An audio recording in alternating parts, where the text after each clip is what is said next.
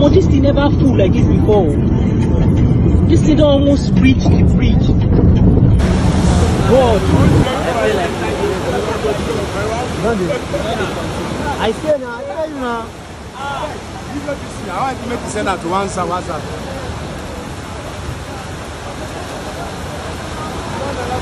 Where they want to where they go now? You won't go die? You won't go die?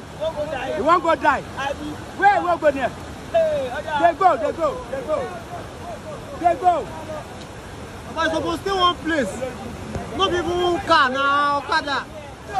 You buy up share.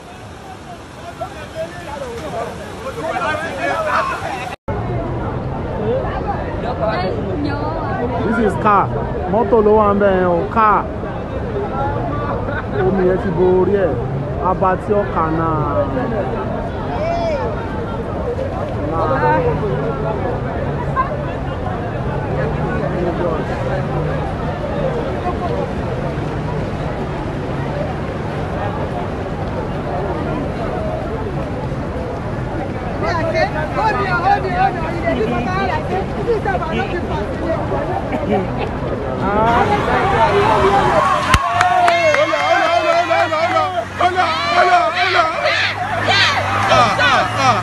Àwọn tó pariwo ni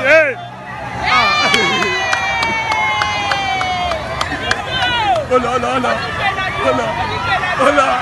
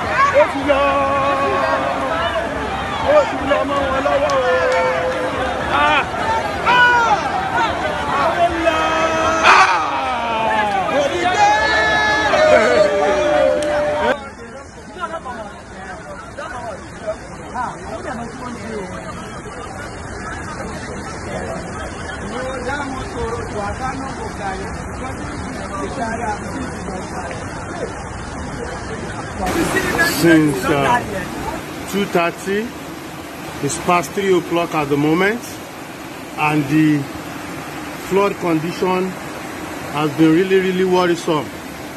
Houses are being submerged in flood.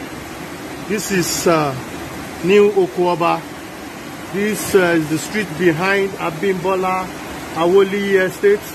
You can see houses being submerged in flood.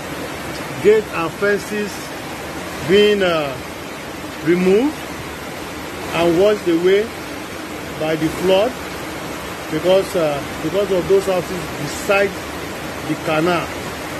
This is New Okwaba Agege near Abattoir in Lagos, Nigeria. You can see the extent of the damages, the extent of the flood. May God help us. This is terrible. This is really terrible. May God help us. This is what is up. 2 children stranded on the streets. I pray none of them attempt to brave it and enter the flood. I pray. You can see some people removing their motorcycle from the flood. Those are the Okada guys in Lagos trying to remove their motorcycles from the flood. This is terrible. People are stranded, they can't cross the canal, and this is worrisome. This is really worrisome. This is worrisome. Look at this building. All the ground floor are already submerged in flood. The fence being forcefully removed by the flood. You can see that is the ground floor submerged in water. You know, you look at the next compound, everywhere, you know, flooded. The road and everything. Thank you.